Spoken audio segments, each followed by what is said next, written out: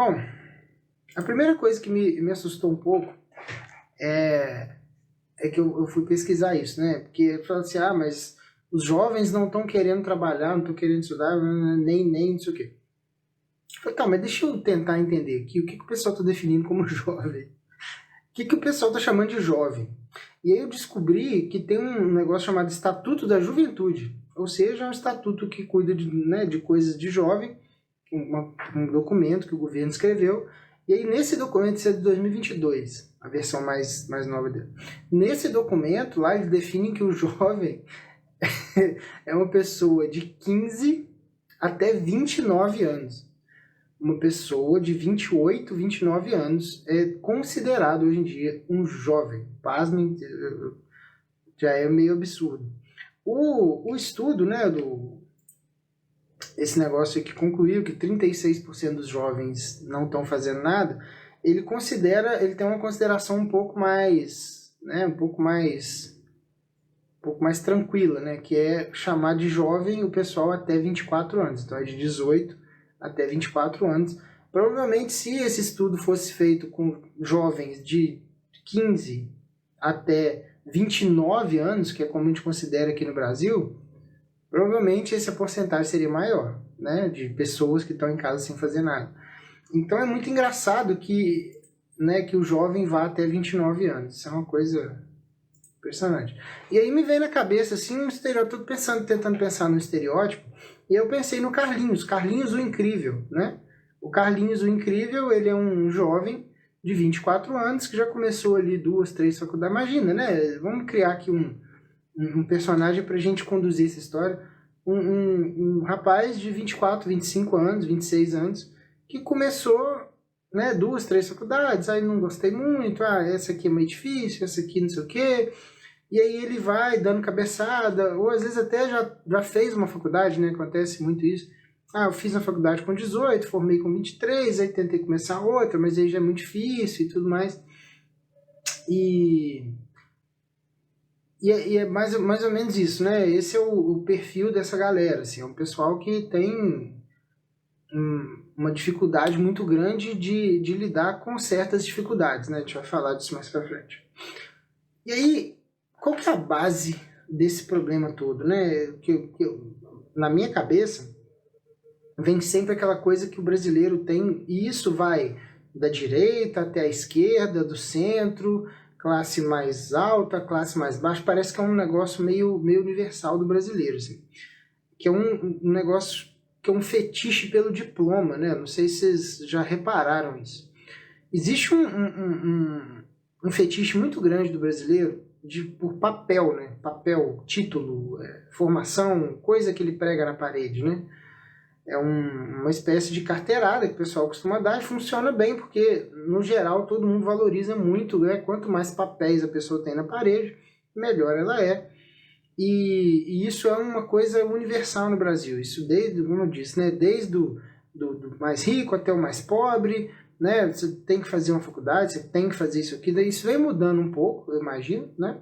Porque eu não tenho muitas essas conversas com as pessoas, né, por aí, mas eu imagino que isso vem mudando porque não é possível, né? As pessoas estão se formando em tudo quanto é tipo de curso e estão vendo que estão dando com a cara na parede, porque realmente a demanda ela tem sido, né, não tem aumentado tanto assim, e a oferta de cursos e de faculdades e aí programas de incentivo, tudo quanto é desse tipo de coisa vem aumentando demais, né?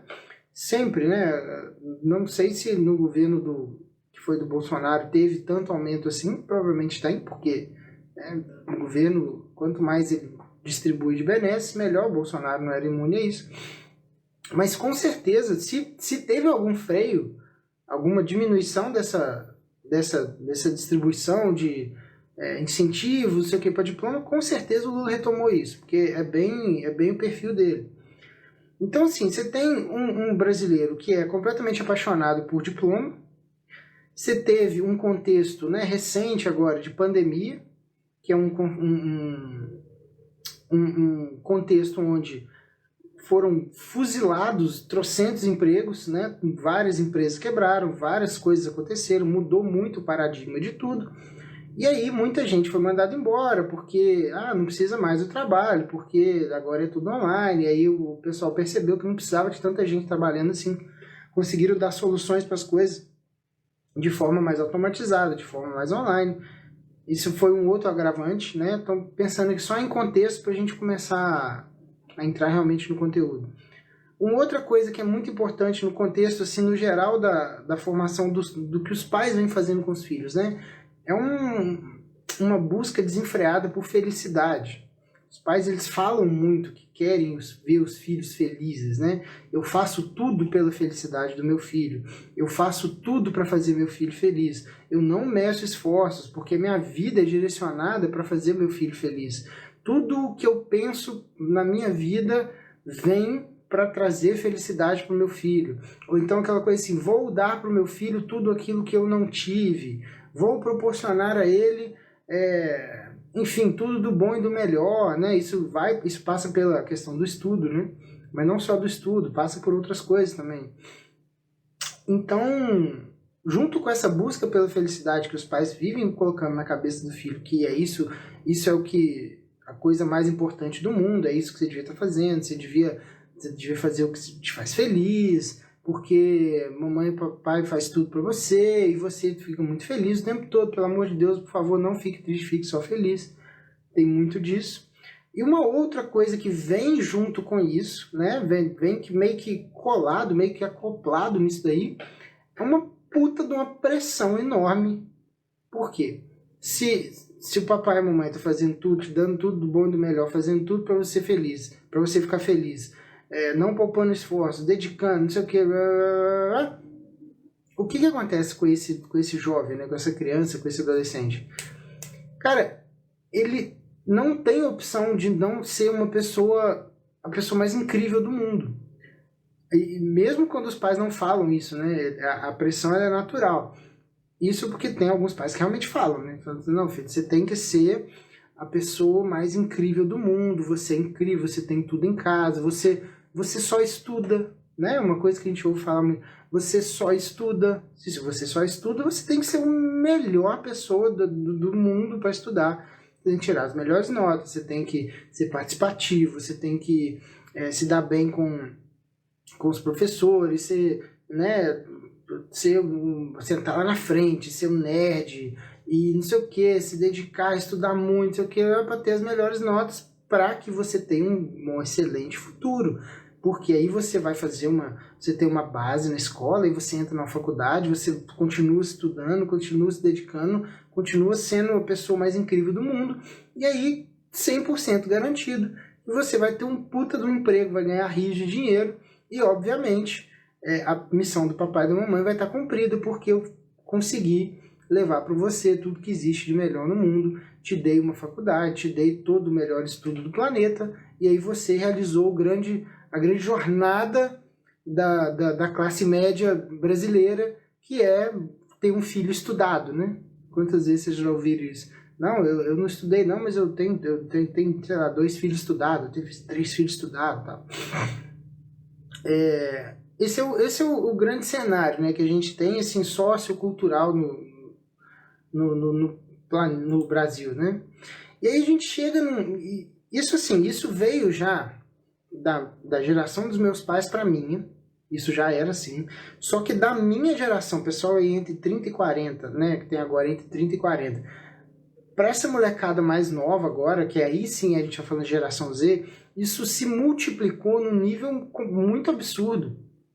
Então, tudo isso que eu tô falando vem de um contexto que já era ruim na minha época, né? Na época da minha geração, que a gente ouvia muito isso, tinha muita exigência nesse sentido, né? De você fazer as coisas perfeitas, porque afinal você só estuda, você fazer as coisas perfeitas, porque a gente se sacrifica muito e você precisa dar valor a isso aqui que está sendo feito, de mais pressão, chantagem emocional e blá blá blá blá.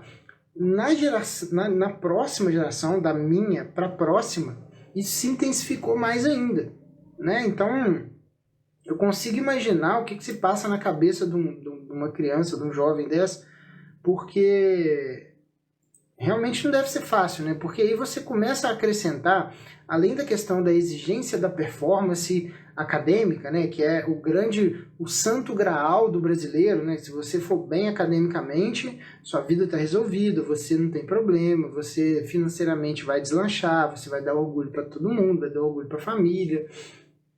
Tirando isso, você ainda tem nessa da minha geração, prazer, tem ainda uma questão que eu vejo muito psicólogo falando, que é usar o filho como um totem narcísico, né? O que é um totem narcísico? O narcisista é aquele que só consegue olhar para si, né? O mundo gira em torno dele. O filho, quando ele, né, ele projeta tudo que ele tem na cabeça, tudo que ele tem dentro dele no filho. Então o filho acaba sendo uma extensão do próprio pai, da própria mãe, e ele vira esse troféuzinho, né? Então, além de todas as exigências, de todas as considerações completamente distorcidas do mundo, né? Na melhor das intenções, muitas vezes, né? Na maioria das vezes, na melhor das intenções, geralmente pai e mãe, né? Com raras exceções, geralmente eles querem o melhor para os filhos. Isso aí é uma coisa que, né, não se questiona. Claro que existem pessoas doentes, e, né, psicopatas, e, enfim, doentes mentais que realmente fazem mal para o filho de propósito. Não estou falando disso. Estou falando de pessoas normais, né? Geralmente os pais e as mães querem o melhor para os filhos. Mas aí você joga nessa sopa, né, toda que eu estou descrevendo aqui, mais uma questão de projeção, né, do que na geração dos meus pais para a minha teve pouco, né, ou pouco ou quase nada, porque a gente não tinha muito a questão da internet, né? Hoje em dia, como tem internet, os pais de hoje eles conseguem usar o filho de uma forma assim, olha só como eu sou muito foda, né? Olha, e aí consegue alcançar muita gente, porque rede social chega em todo lugar. Então você tem uma multiplicação do poder desse totem narcísico, que assim, elevou isso a níveis absurdos. Não é à toa que os jovens, né, as crianças e os jovens estão explodindo de vários problemas, né, mentais, de tudo quanto é tipo, né? Só que ainda tem um problema, né, que tirando isso tudo que eu tô falando, todo esse contexto, todo esse caldo meio distópico que a gente, né, onde a gente está inserido aqui no Brasil e tal, a gente ainda tem outros problemas. O primeiro de todos é que cada vez menos a escola ensina menos coisa útil ou menos coisa prática, né? Assim, o mundo tem mudado muito rápido, não sei se vocês perceberam, né? Mas o mundo ele tem mudado muito rápido. E basicamente a escola, né? Não estou dizendo aqui que é culpa do dono da escola, não é isso. Mas a escola ela precisa obedecer certos parâmetros, certas regras que vêm, né, de um órgão centralizado que não condiz mais com a realidade. Não tem mais como. Então você fica repetindo coisas que se fazia 150 anos atrás e que não tem praticamente nenhuma utilidade prática. Nenhuma, não serve para nada, literalmente. Então o moleque passa, sei lá, 15 anos dentro de uma escola, ele passa 15 anos sendo marretado com um monte de babaquice, um monte de coisa idiota, e ele sai de lá no final disso sem saber nada de útil, sem saber nada, sem saber se virar na prática, né? Então, o que está acontecendo? Está acontecendo que as famílias cada vez mais vêm depositando no conteúdo acadêmico, né, na escola, nas notas, na performance escolar e tal, essa questão de que é o que vai resolver o problema do filho. Do outro lado, a escola está cada vez menos resolvendo problemas dos filhos. Está cada vez mais na mão das famílias de, né, claro, você bota seu filho na escola, se quiser, se puder, se tiver intenção. Muita gente, né, acha que é uma coisa muito importante. Então você coloca, mas entenda uma coisa. Não é a escola que vai formar o seu filho para a vida. A escola vai ensinar para ele coisas pontuais, né? Matemática, ali um negocinho de física, um negocinho de química, uma coisa ou outra ali, de história e geografia, por exemplo, vai ensinar, né, quase tudo errado. Português, vai ter que decorar umas coisas ali, mas beleza, ensina alguma coisa ainda. Literatura, com raras exceções, vai te ensinar absolutamente nada. Eu lembro que a gente tinha uma lista de livros, né, no começo do ano para ler, né, para as aulas de literatura e tal. E aí, como não tinha PDF na época ainda, a gente tinha que comprar esses livros. E aí comprava os livros, e eram uns livros assim, cara, que hoje pensando, né, pô, beleza, são clássicos da literatura, um Dom Casmurro da vida, uma coisa assim, uns Vidas Secas da vida, mas não é coisa pra você dar pra uma criança de 13 anos ler, cara.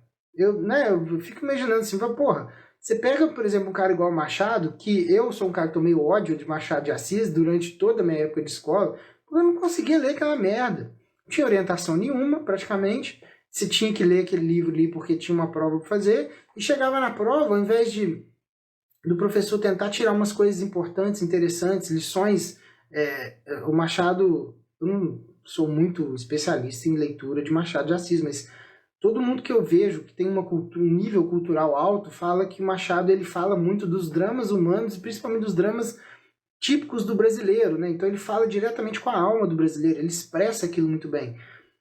Eu fui aprender isso depois de velho, estudando por minha conta. Fui aprender que isso é Machado de Assis, né? Para mim era só uns negócios chatos que tinha que ler para fazer a prova. Então, assim, você queima boa parte da história da literatura brasileira, que tem sua importância, tem as suas contribuições, entregando isso na mão de crianças de 12, 13 anos, sei lá, quinta, sexta série, e falando no final do bimestre lá, faça um resumo do livro. E é isso, a literatura era, na minha época era basicamente isso. Hoje eu não sei nem se tem literatura. Mas então é tudo muito, muito mal conduzido. Existe como eu disse, né, as escolas são meio que vítimas disso também, porque no fundo elas têm que obedecer uma coisa que vem de cima, e tem que enfiar não sei quantas 1000 horas aula, e tem que enfiar sábado letivo, e tem que enfiar não sei o que, e atividade não sei o que. Aí tem dia do índio, tem o dia da água, tem o dia do não sei o que, tem que fazer atividade disso. No final das contas, passa muito tempo lá dentro, e coisa prática de verdade, não aprende praticamente nada.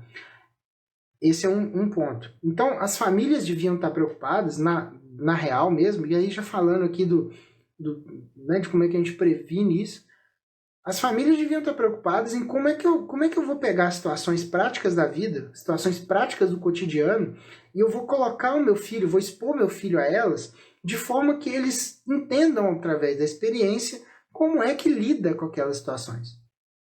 No fundo, essa é a grande questão. E não é a escola que vai fazer isso. Precisava do pessoal botar isso na cabeça. Mas, pelo jeito, o pessoal ainda está com aquela fé de que vai entrar num túnel, né? Que a túnel é a escola, assim, os anos escolares, entra num túnel aqui, no final lá sai pronto, e já sai ganhando o mundo, né? Desbravando todas as dificuldades e tal. Não é assim que vai acontecer, não é assim que está acontecendo. Cada vez menos é isso, porque o mundo muda muito rápido, a escola não muda nada praticamente. Há, sei lá, 100 anos.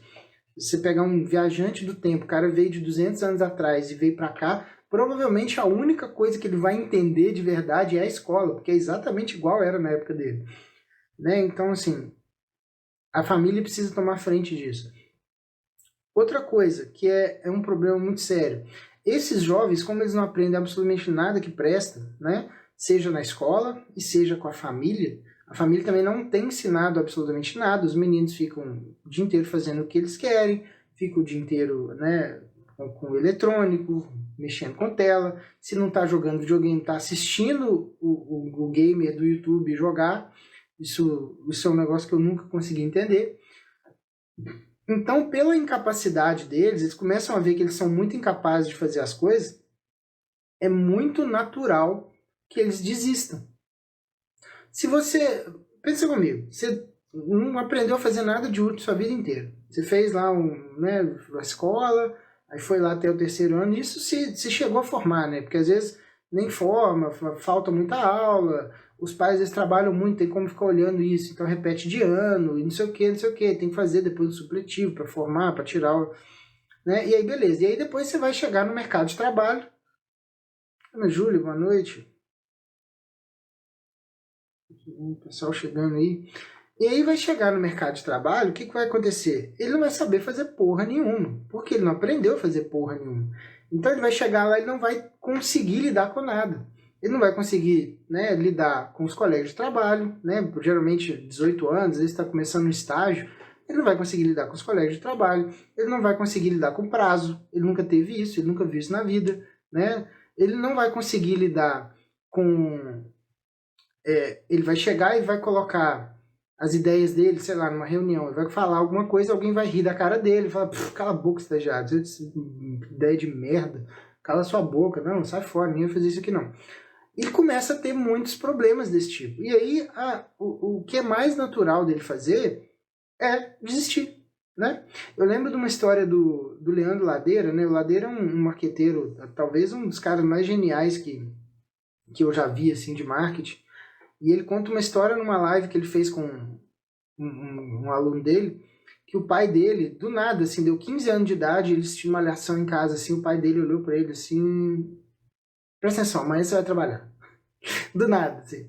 E aí, amanhã você vai trabalhar, vai lá no escritório e tal, você vai ser office boy e é isso aí. Amanhã você chega lá e trabalha. E aí, o que aconteceu? Ele foi meio esquisito, assim, beleza, vou lá e tal. E não era uma questão de necessidade, né? Ele não tinha necessidade de colocar dinheiro em casa. O pai dele tinha uma situação, né, razoável, mas era pela questão da experiência, né? Então o pai dele foi lá e falou, amanhã você tá indo trabalhar no lugar tal, na empresa tal. Chegou lá, passou o dia trabalhando, voltou para casa e falou, pai, eu não queria voltar mais porque eu achei muito ruim. Inclusive tem uma questão, né, complicada de desvio de função, que no final do dia o seu fulano lá, o dono da empresa, falou para eu recolher o lixo do banheiro. Falou para eu recolher lá e o lixo dos banheiros e tal. Eu não gostei, eu achei aquilo meio esquisito, não é minha função, eu sou office boy, tenho que recolher lixo do banheiro e tal. O que um pai da geração Z falaria hoje? O que um pai da geração Z, né, o pai da minha geração falaria para um moleque de 15 anos hoje da geração Z?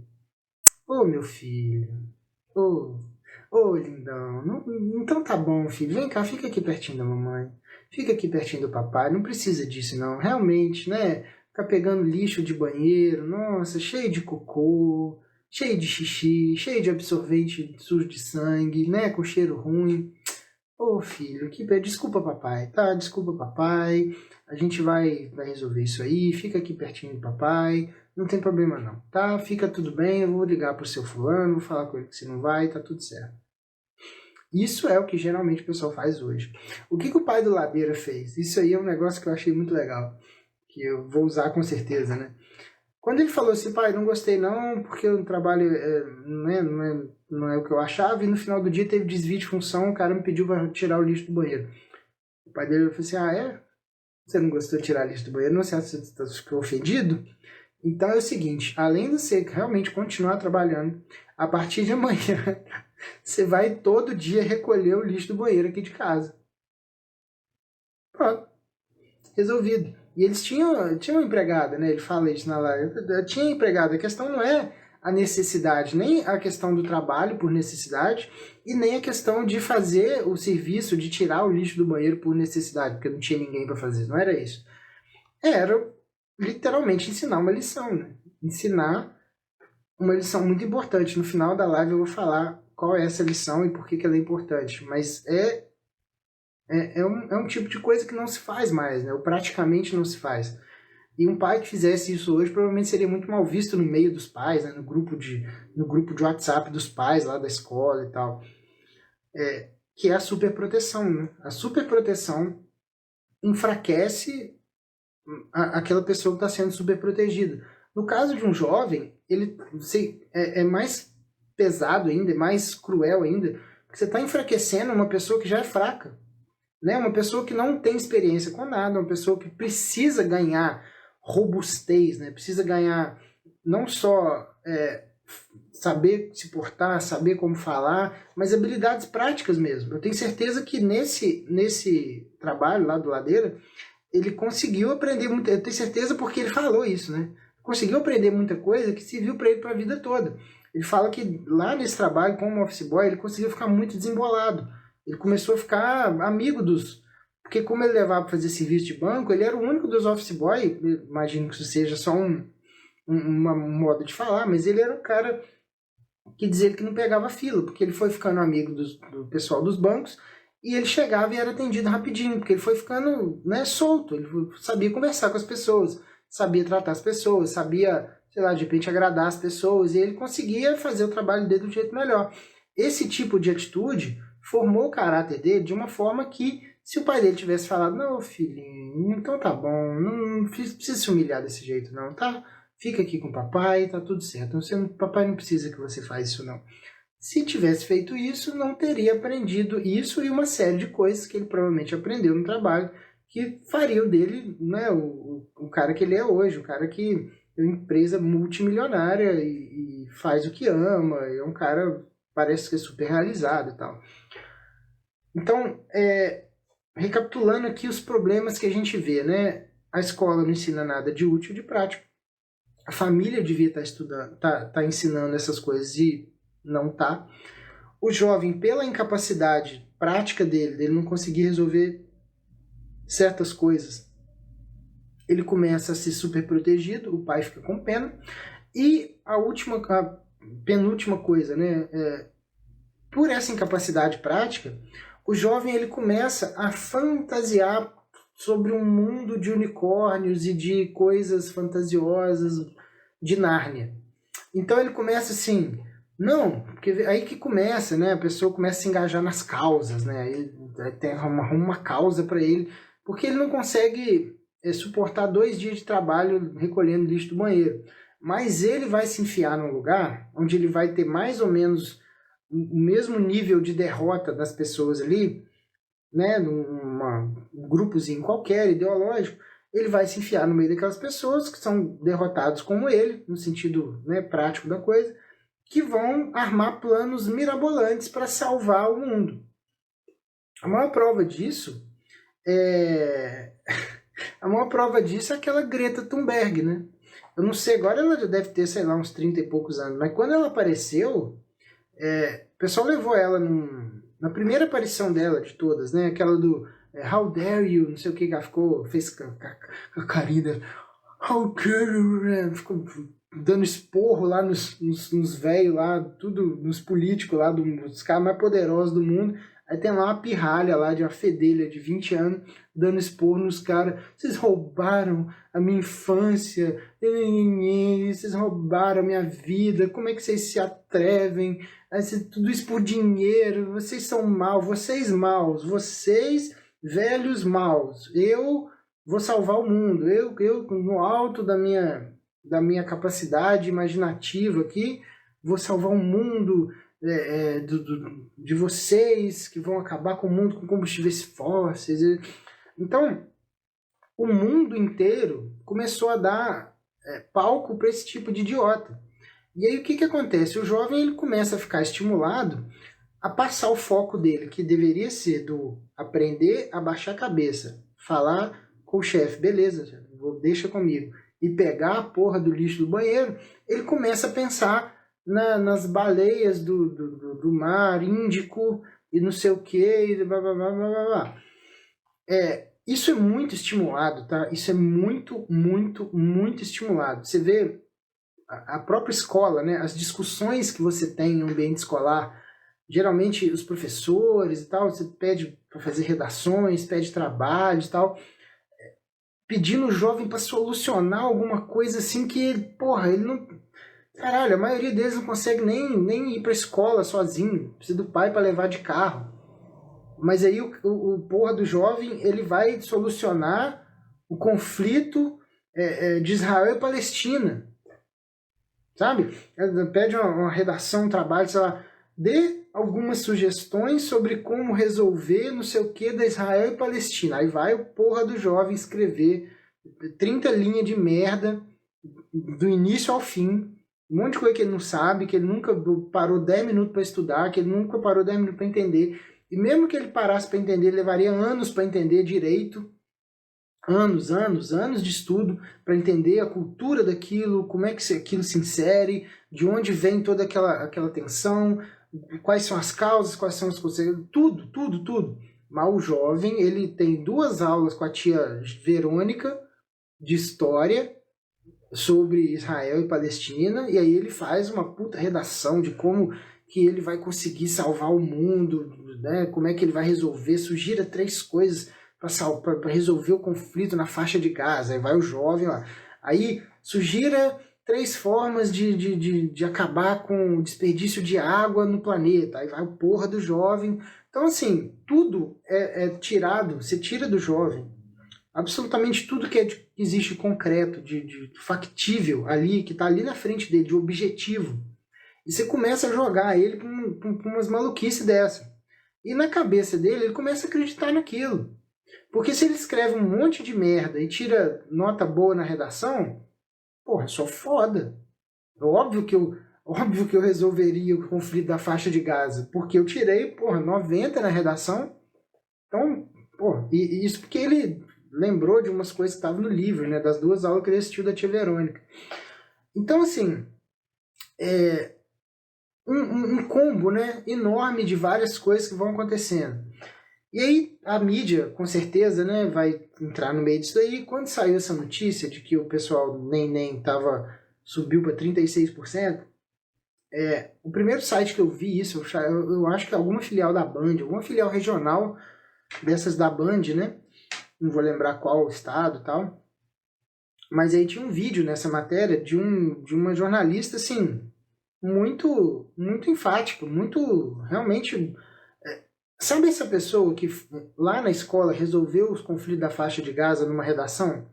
Essa pessoa depois ela forma e ela vai ser jornalista, por exemplo. E aí ela começa a resolver todos os problemas do mundo do mesmo jeito que ela resolveu o conflito na faixa de Gaza. Só que agora ela não é mais um estudante de merda, ela é uma pessoa que está na mídia produzindo conteúdo que vai chegar no ouvido das pessoas e vai influenciar as pessoas de alguma forma. Então, essa jornalista, ela estava fazendo, era um vídeo de, sei lá, uns 12 minutos, e ela falando basicamente assim que, né, concordando que era um absurdo, isso aqui não pode acontecer, isso aqui é horrível, isso aqui é um problema, isso aqui é complicado. E aí, a solução que ela dava era basicamente assim, porque o governo tem que incentivar esses jovens. Então, o moleque, ele se tornou um completo imbecil porque ele foi super protegido. E aí a solução que a jornalista tem, a melhor solução que ela tem para resolver esse problema é proteger o jovem ainda mais. É ter programas de incentivo, aí o jovem tem que ter programa de incentivo para ele estudar mais, para ele se capacitar, para ele fazer uma pós, para ele fazer um mestrado, para fazer tudo menos trabalhar, né? Menos produzir. Aí o jovem vai lá e não sei o que. Aí tem que ter programa de contratação de jovens. O que era antes, existe um programa que chama Menor Aprendiz, né? Não sei se é estadual ou se é nacional. Eu sei que aqui em Minas, eu trabalhei numa rede de farmácia que tinha um jovem aprendiz, mas é jovem mesmo. Era moleque de, sei lá, 15 anos, 16 anos. Não um jovem igual na definição aqui no Brasil, que vai até 29. Então... É complicado você tentar ajudar um jovem de 28, 29 anos que não consegue, ou não quer, ou desistiu, ou sei lá o que, não está afim de trabalhar, né? Aí o governo tem que... Não, porque tem que ter mais um imposto, não sei aonde, para tirar um dinheiro de uma galera e dar o dinheiro para esses jovens para ver se eles decidem fazer alguma coisa. Tem que pagar pós-graduação para o jovem, porque o jovem está desestimulado. Tem que fazer não sei o que, né? E aí foi, cara. E a solução da jornalista é só isso, que eles conseguem pensar só nisso, né? Tem que incentivar, tem que ter programa. Aí daí, provavelmente, eu não vi o vídeo todo, né? Provavelmente ela vai falar do FIES também, né? Vai falar de um monte de... Né? Então, assim, a cartilha é toda bonitinha, né? Esse jovem que estava lá atrás falando merda lá nas redações lá da tia Verônica, agora ele tá na redação. Fala, filho, beleza, cara? Boa noite. Então, a solução da jornalista para esse tipo de coisa era que o governo tem que dar incentivo, ou seja, proteger mais ainda aquele que já foi protegido a vida inteira e que se tornou um merda por isso, né? Então, qual que é a dura realidade? Esse jovem que nós estamos discutindo aqui, nós estamos construindo aqui, que nós estamos, né, trazendo aqui, o Carlinhos lá, de 24 anos, que tentou lá 2, 3 faculdades, parou na metade, voltou, foi para casa do pai, joga videogame, aí, né, sai um pouquinho, vai um pouquinho na academia, vai não sei o que, joga videogame, conta com os amigos e tal. Ele vai chegar no mercado de trabalho, ele vai tomar porrada uma atrás da outra. Porrada atrás de porrada. Por quê? Primeiro que seria o normal, né? Quando você é jovem, você incapaz de muitas coisas, você não tem experiência, não tem nada. Você vai lidar com muita dificuldade, óbvio. Você vai lidar com muita contrariedade, as pessoas vão te contrariar o tempo todo, porque você só vai falar merda, a chance de você falar merda é muito grande. Não tem experiência, cara, não adianta. Você vai precisar de um certo nível de resiliência para que você consiga, né, ouvir um monte de merda o tempo todo e falar assim, não, beleza, vou continuar aqui, Ô fulano, obrigado, às vezes a pessoa te xinga, mas dentro do xingamento você consegue aprender alguma coisa que realmente a pessoa tá certa. Às vezes tá fazendo uma merda qualquer, pode não estar falando do jeito mais educado do mundo, mas você tira uma lição daquilo. Isso é uma resiliência que o jovem não tem. E aí, toda essa necessidade de evolução que o jovem precisa ter na cabeça, cara, olha só, eu sou um merda. Eu já entendi isso. Para onde que eu vou agora? Sabe? Porque o grande problema é o jovem não achar que ele é um merda. O grande problema é o jovem achar que ele é uma pessoa muito especial. Que ele é uma pessoa assim que está destinada a grandes coisas.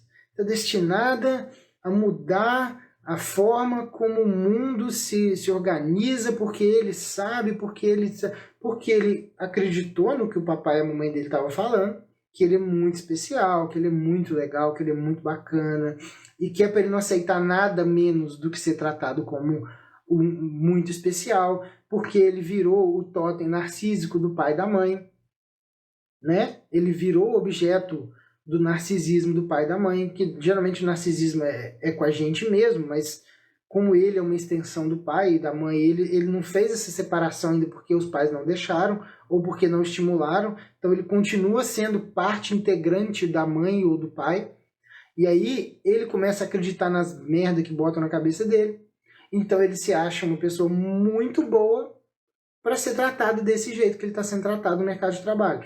E aí, no final das contas, ele se encolhe. Então, essa ideia dessa geração nem, ele é uma consequência que daria já para prever a forma como a nossa educação, a forma como a gente ensina nossos filhos, a forma como essa molecada vem sendo tratada, já daria para saber que isso ia dar merda. O que essa notícia mostrou, essa notícia recente, é que a coisa vem acelerando de uma forma muito mais rápida do que o pessoal esperou, né? A notícia que saiu foi uma notícia meio pesada, assim. Então,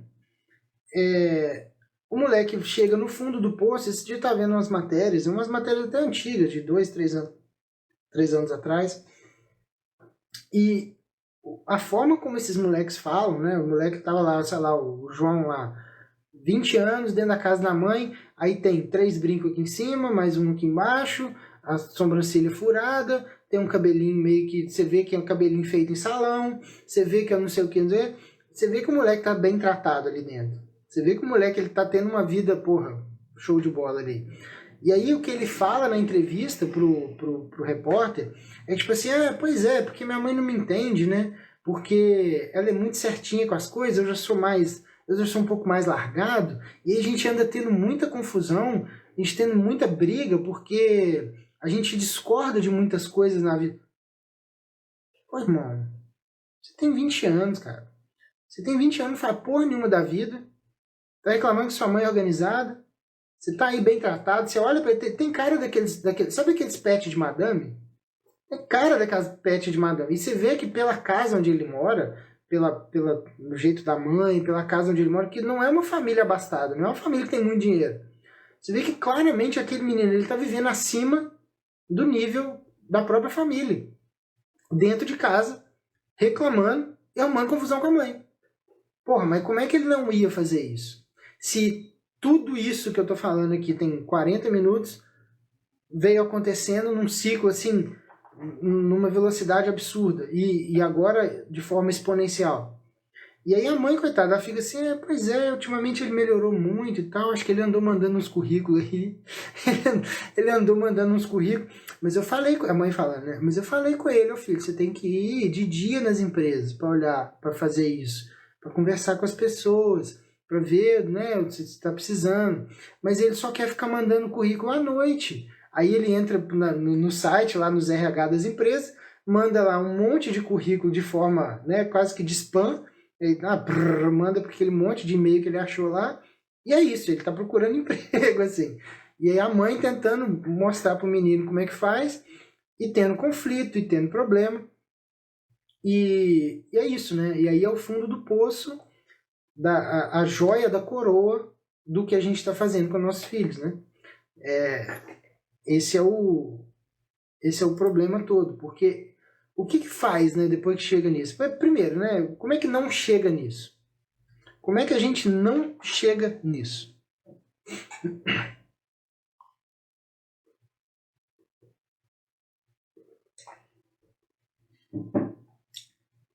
Assim, pô, Rafael, é óbvio, é só, para não chegar nisso é só fazer o oposto de tudo que, né, está sendo falado. Mas na prática, né? Porque a ideia é que, assim, pô, esses pais que estão fazendo isso, eles não estão fazendo isso por mal, né?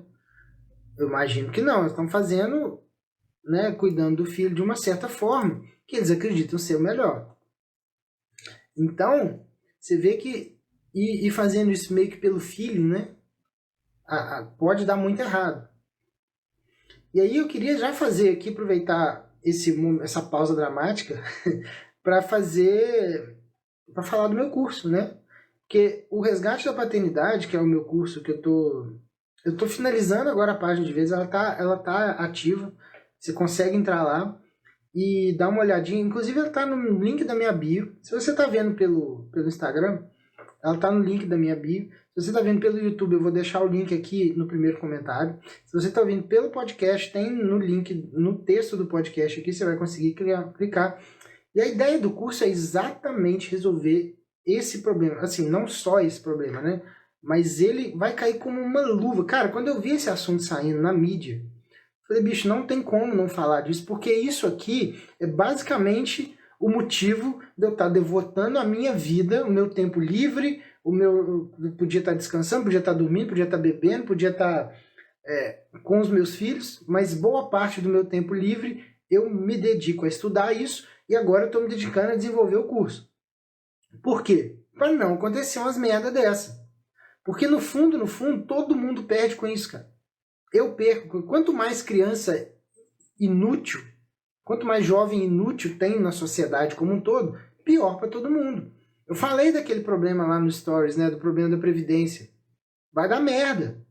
Vai dar merda. E aí, eu falei assim, Rafael, mas aí você não vai estar, né, aposentado ainda.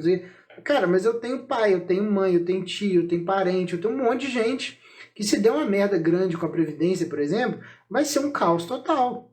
Eu acho que isso não vai acontecer agora, tá? Eu acho que vai ser talvez mais uma ou duas gerações para frente. Ou seja, vai resvalar na gente. Porque eles vão remendando, né? A casa vai caindo, eles botam uma silver tape assim, aí começa a cair de novo, bota outro silver tape e tal. Vai chegar uma hora que não vai ter jeito, mas a ideia deles é ir remendando. Então, cara, vai ser ruim para todo mundo. Vai ser um caos, vai ser uma desgraça, vai ser né, as consequências econômicas, o nível de inflação vai explodir, vai ser um monte de gente quebrando, vai ser um monte de gente passando fome, vai ser violência disparando, porque quando o mundo começa a ficar maluco, as pessoas começam a fazer coisas malucas. Então o nego vai começar a matar os outros na rua para comer. Você vê o que acontece em países que vivem em miséria, né? As pessoas fazem merda. Porque a sobrevivência está em jogo. Então, se esse tipo de coisa acontecer, a melhor coisa que pode acontecer é, primeiro, você não fazer parte disso, né? Depender da Previdência, mas vai ser se isolar num lugar longe, porque se você for viver em sociedade, você vai acabar sendo prejudicado por aquilo. Então, no final das contas, todo o meu esforço aqui é para tentar evitar que isso aconteça mais rápido do jeito que está acontecendo, né? E o curso ele fala disso. Primeiro eu falo da maturidade do pai, que é muito importante, que não dá para ser pai, né, pensando na moda bezerra, sendo uma pessoa imatura, sendo uma pessoa cheia de sonhozinhos, esses sonhozinhos que nós estamos falando aqui desses jovens da geração Z, não dá para ser assim. Ou você olha para a realidade objetiva, entende ela e trabalha de acordo com ela, ou então você está ferrado, porque seu filho vai ser um imbecil se você ficar nessa de os unicórnios, não sei, né?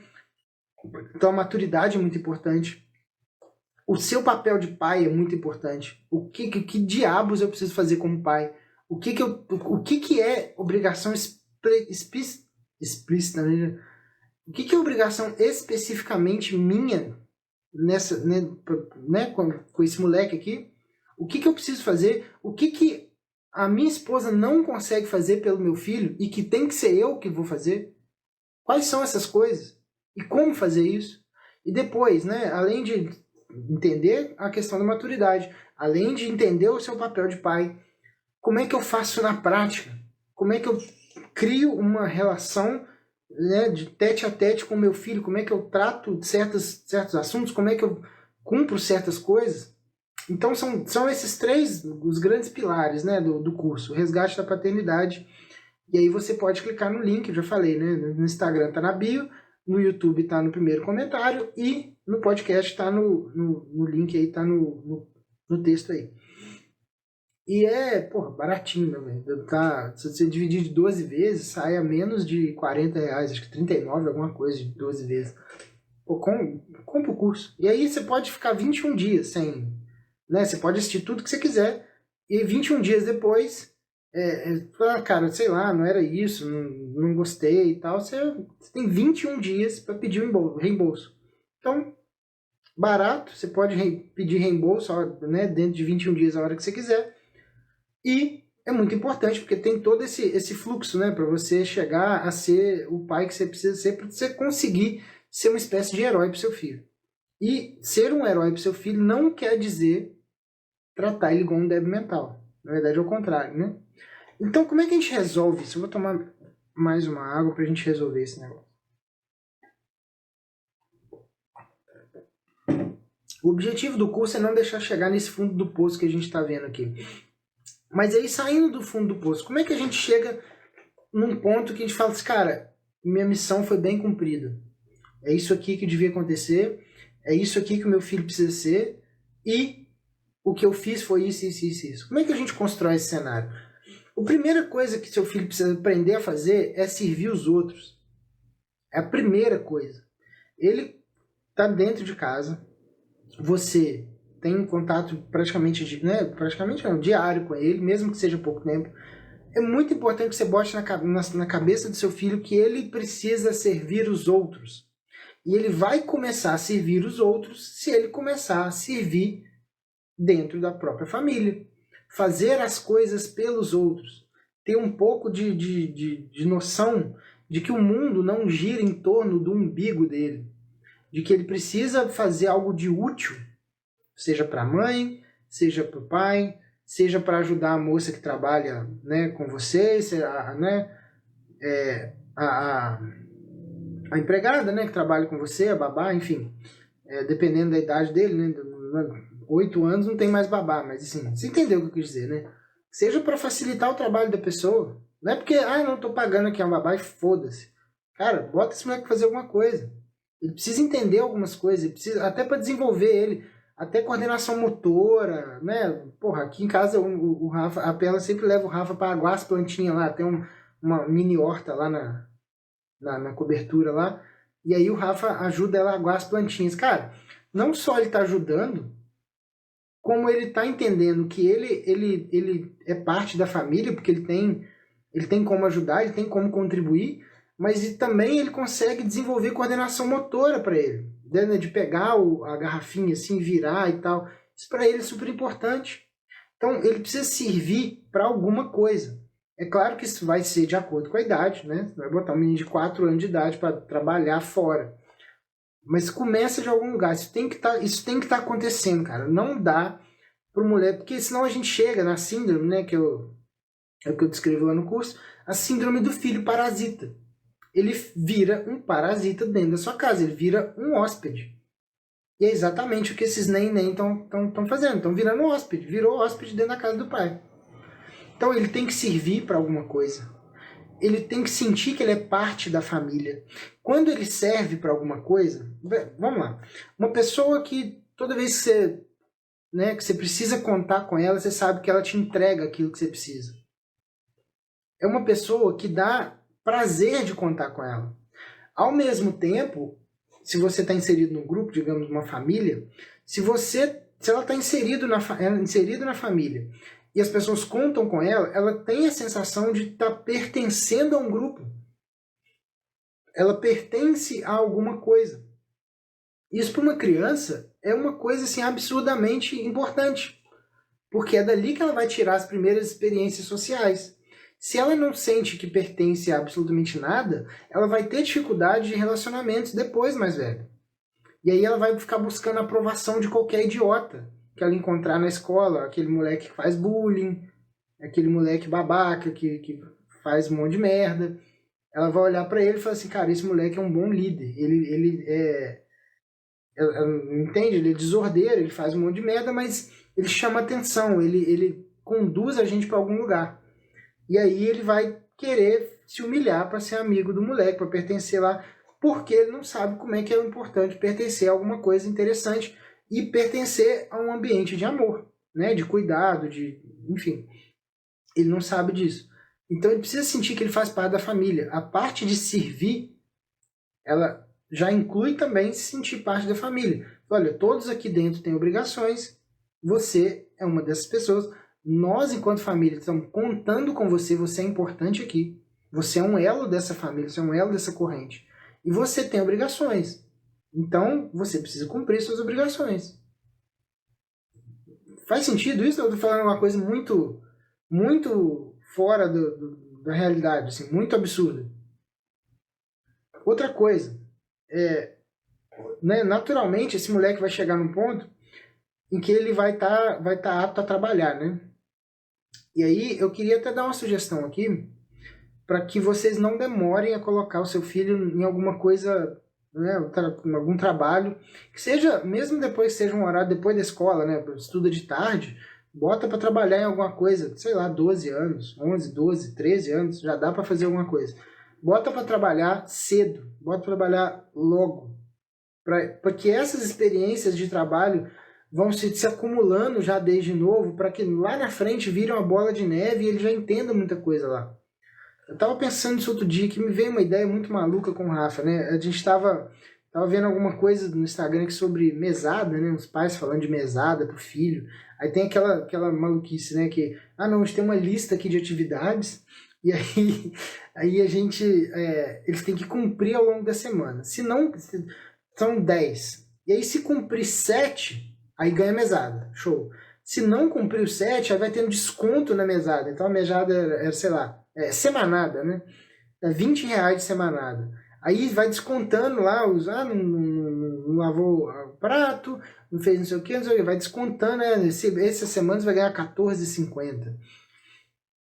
E aí, eu já falei sobre isso no podcast, eu já falei sobre isso lá num episódio que chama, eu vou até olhar aqui, porque é um episódio muito importante, sobre esse negócio de botar dinheiro como moeda de troca para criança, né? Assim, chama A Motivação Errada para o Seu Filho, e como você transforma ele em um macaquinho de circo, né? A imagem é até um macaquinho todo paramentado de circo, assim, andando num triciclo. Ouve esse episódio, episódio 66, A Motivação Errada para o Seu Filho. Eu não sei se os pais que fazem isso têm a noção de que o filho está fazendo algo, ele está cumprindo ali as obrigações dele, só porque ele quer o dinheiro. E aí você estimula ele a ser um moleque materialista, né? Materialista até no sentido filosófico da coisa, de que não existe nenhum motivo para eu me mexer a não ser dinheiro. Né? Não é para ajudar a família, não é porque é minha obrigação, não é porque eu ganho um benefício sendo organizado, cumprindo minhas obrigações, não é porque a casa fica mais organizada quando eu faço minhas coisas, não é porque a minha família conta comigo, é por causa do dinheiro. Né? Então eu não sei se eu faria, eu não faria isso, tá? Esse negócio de trocar serviço dentro de casa por mesada, essas coisas, eu não faria isso. O que eu tava pensando esses dias, eu tive uma ideia muito louca, assim. Então, eventualmente o Rafa vai, né, chegar a uma certa idade, vai pedir algum dinheiro, uma semanada, alguma coisa assim. A primeira vez que ele me pedir isso, eu preciso mostrar para ele como é que ganha dinheiro. E aí eu já tenho isso na cabeça, assim, é claro que eu vou lapidar essa ideia, né? Eu tô falando aqui em primeira mão uma coisa que veio bruta na minha cabeça, eu não sei se vai ser isso. Mas imagina que louco, cara. Eu pego aqui alguma coisa aqui dentro de casa, entra na despensa aqui e tal, eu tenho lá um biscoito, alguma coisa assim. Pego lá, filho, você quer dinheiro, filho? É mesmo, você quer dinheiro? Vamos fazer dinheiro? Vamos oferecer para as pessoas alguma coisa? E aí a gente troca isso por dinheiro? Que tal? E aí eu vou com ele, eu não sei com que idade, tá? Igual falando, eu tô fazendo aqui uma coisa bruta, não sei, nem formatei isso direito, mas pega aqui um pacote de biscoito e vamos pra rua. Vamos passar ali numa avenida grande, eu e meu filho, e tentar vender esse biscoito. Tentar vender isso que tá em casa aqui e que, eu falei assim, pai, eu quero dinheiro para tal coisa. Vamos fazer dinheiro aqui.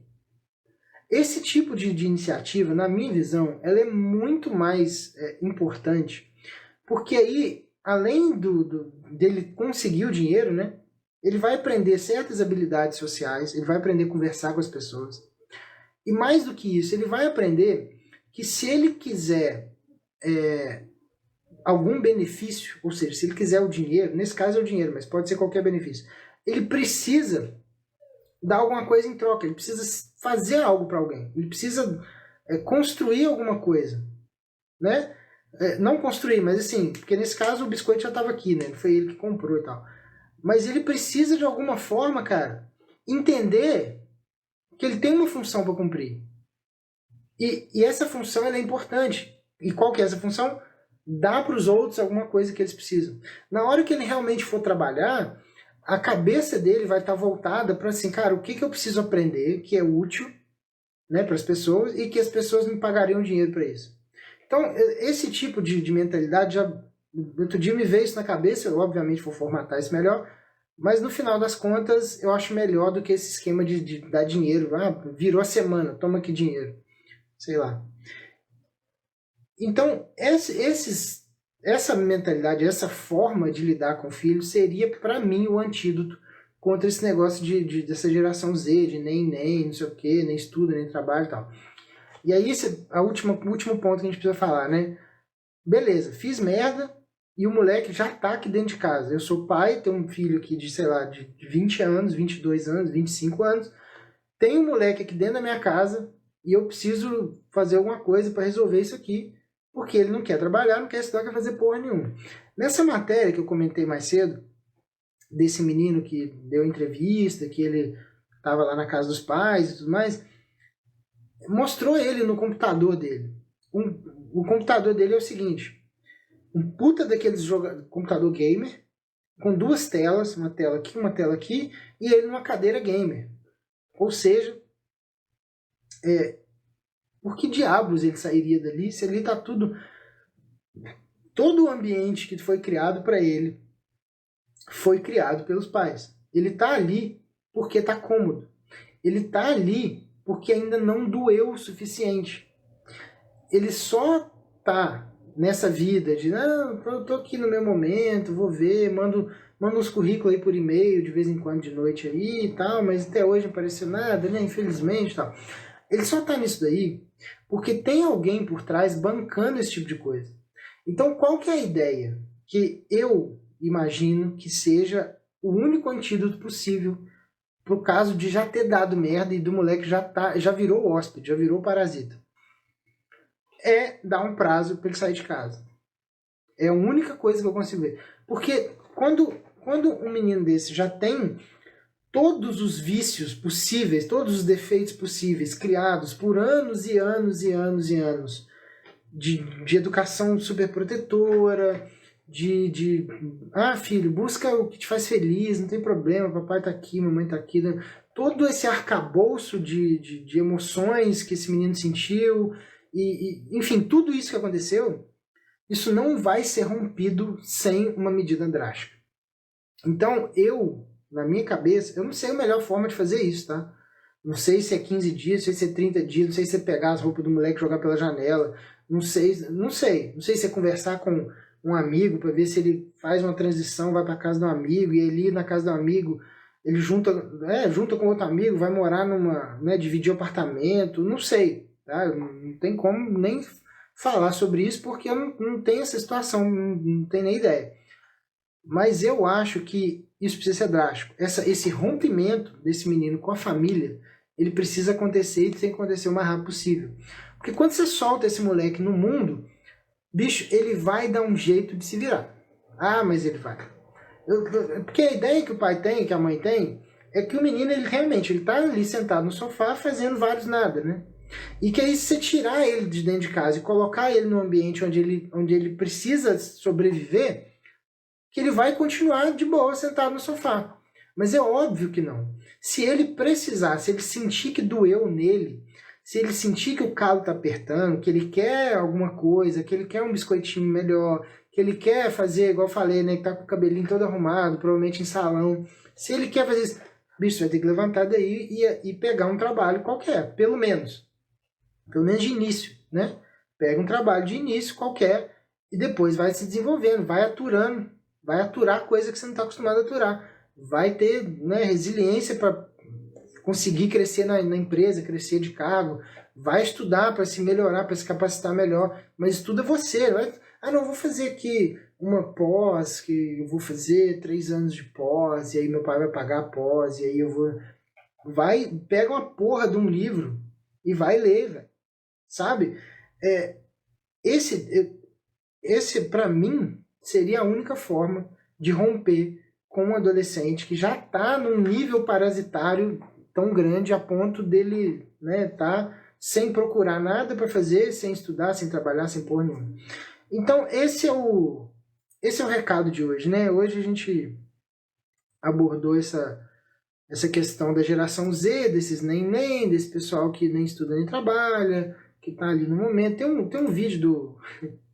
E é engraçado como esse pessoal, às vezes não, né? Geralmente eles se acham muito o centro do universo, estão acostumados com os pais fazendo isso. Eu queria deixar uma sugestão de vídeo de comédia aqui, só para vocês entenderem a coisa como ela é muito, muito característica, né? Tem um vídeo do Afonso Padilha, o comediante stand-up, que ele tá falando dessa pessoa, ele tá começou uma piada, ele começou a falar de uma pessoa de 24 anos, que não estuda, nem trabalha, e bababá, que tá aí curtindo a vida e tal. Uma menina da plateia grita lá de trás, eu discordo. Do nada, ele tá contando uma piada minha, eu discordo. Aí ele olha assim, hein? Como é que é? Eu discordo. Aí ele falou assim, não, peraí, deixa... Eu tô discordando, não falei nada. Então acende a luz aqui, quero falar com essa filha da puta aqui. Acende a luz aí. Aí ele vai conversar com a menina. E a menina tá indignada. Porque ela se sentiu ofendida porque ele tava falando mal de uma pessoa de 24 anos. E por acaso ela tinha 24 anos. E aí ela fala assim, nem todo mundo de 24 anos é assim. Eu trabalho, eu tenho meu carro, eu tenho não sei o que. Né? Você vê, mesmo a pessoa tendo um mínimo de expediente na vida, ela tem embutido dentro dela uma coisa uma visão do mundo autocentrada. O cara falou de alguém de 24 anos, automaticamente ela se sentiu ofendida como parte daquele grupo. No fundo, ela ainda não se entende como um indivíduo. É muito louco isso. Ela se entende como um representante de uma geração, provavelmente tem muitos planos para mudar o mundo também e tal. Então, esse vídeo do Padilha é muito legal, é muito engraçado. Chama Jovem Atrapalha Padilha, alguma coisa assim. Procura aí no YouTube, vocês vão achar isso nos shorts. E é muito legal. É só para dar um exemplo assim do jovem fazendo jovenzice, né? Então é isso aí. Se tiver alguma dúvida, se tiver algum questionamento, alguma sugestão, vou esperar, que sempre tem um delayzinho, né? Sempre tem coisa. Se quiser mandar aí alguma pergunta, Felipe, estamos à disposição. Se não tiver nenhuma dúvida, esse episódio ele vai estar no YouTube e no Spotify esse fim de semana. Se não tiver nenhuma dúvida, a gente fica por aqui. Pô, valeu, cara. Valeu, brigadão. Bom que você gostou. Espero que as pessoas estejam vendo isso depois também gostem. Isso vai ficar aí para a posteridade aí. Vai ser legal, né? Daqui a, sei lá, 10 anos, tá? Tô com meus filhos mais ou menos criados já. Tá lá o moleque lá com 13, 14 já, né? Se Deus quiser, já produzindo, fazendo alguma coisa, já se virando de alguma forma. Tem lá o estágiozinho dele lá, aprendendo o ofício dele em alguma coisa né, importante, tipo mecânica, marcenaria, enfim, alguma coisa útil de verdade, né? E eu vi isso aqui de novo, né? Daqui a 10 anos vai ser bem legal, cara. Eu espero que isso chegue em muita gente, que consiga ajudar muita gente. Tem essa visão, cara, de que a gente como pai precisa puxar o menino, a gente precisa não só puxar, né? A gente precisa empurrar eles para uma prateleira acima, cara. A gente precisa jogar, catapultar eles para cima, porque principalmente homem, né? Principalmente menino. A gente é preguiçoso, cara. A gente é preguiçoso, a gente é acomodado, a gente é, cara, a gente realmente é difícil, cara. Pro homem é difícil ter iniciativa pra caralho, sabe? Geralmente a gente é meio manso mesmo. E aí se o pai não pega esse moleque e fala assim, você daqui, você precisa vir pra cá, ó. E aí vamos fazer isso junto, mas você precisa vir pra cá. E aí chegou aqui, bom, beleza, parabéns, muito legal e tal. Agora a gente vai sair daqui e a gente vai pra cá. Se o pai não tiver essa visão, não tiver esse tipo de expediente, não tiver esse tipo de vontade, esse tipo de esforço, cara, o moleque vai cair num limbo. Não tem o que fazer, né? O mais natural é que aconteça isso. Então, é legal deixar essas lives aqui para a posteridade e saber que daqui a 10 anos eu posso olhar isso aqui e ver se realmente eu consegui cumprir isso aqui, se isso aqui tá, né, se correu tudo bem, se não, o que aconteceu, de repente, e fazer uma outra live falando sobre, né, a experiência de ter feito isso.